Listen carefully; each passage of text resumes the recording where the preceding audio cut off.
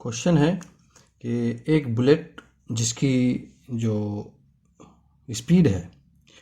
तो ये जो वेलोसिटी इसकी दी है वो 250 मीटर पर सेकेंड स्पीड दी है, और जो बुलेट का मास दिया हुआ है वो 0.12 kg दिया हुआ है। और ये बुलेट जब किसी ये यहाँ पर ये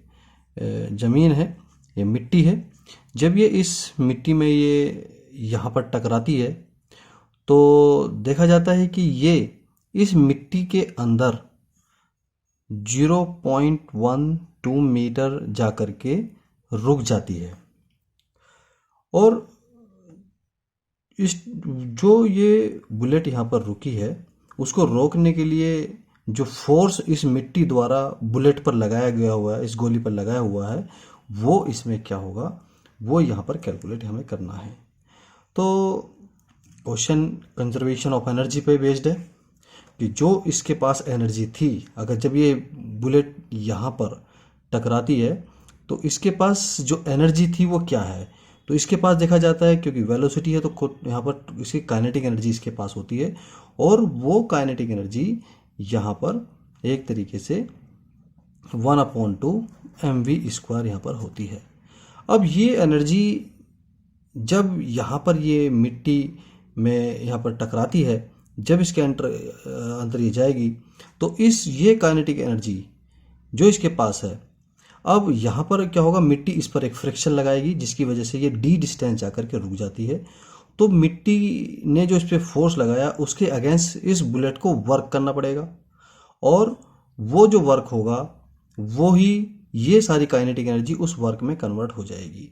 तो ये वर्क यहाँ पर क्या होगा, ये होगा फोर्स इनटू डिस्टेंस के इक्विवेलेंट यहाँ पर ये होगा। तो क्वेश्चन में था जब ये 250 मीटर पर सेकंड की स्पीड से जाएगी ज़मीन से, जब यहाँ पर ये टकराती है तो उसकी वेलोसिटी ये है, और जब ये ज़मीन के अंदर डी डिस्टेंस जाकर वहाँ पर रुक जाती है तो उस समय ज़मीन ने कितना फोर्स गोली पर लगाया, तो वो फोर्स यहाँ पर ये F होगा, इसको हम यहाँ से कैलकुलेट कर सकते हैं। तो अब ये फोर्स जो यहाँ से निकल के आता है वो एक तरीके से यहाँ पर होगा 1/2 mv² अपॉन में d यहाँ पर निकल जाएगा। अब इसको थोड़ा सा अगर हम हल करें तो हमारा आंसर आ जाएगा। तो ये क्या होगा यहाँ से 1/2, और मास यहाँ पर क्या दिया हुआ है,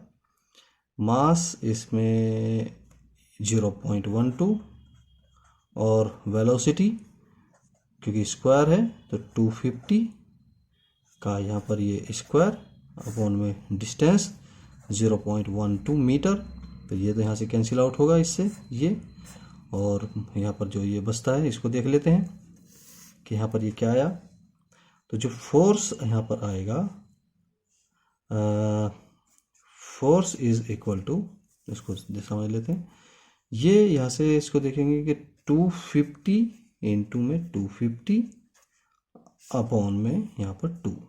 ये बन के यहाँ पर आता है, यानी कि 625 इंटू में 100 अपॉन में 2, ये 50 बार इसको यहाँ से जाएगा।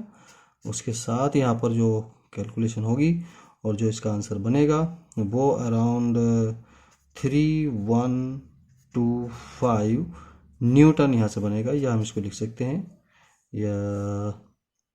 और यहाँ ये आंसर यहाँ पर आएगा, या हम इसको लिख सकते हैं 3.125 इंटू 10⁴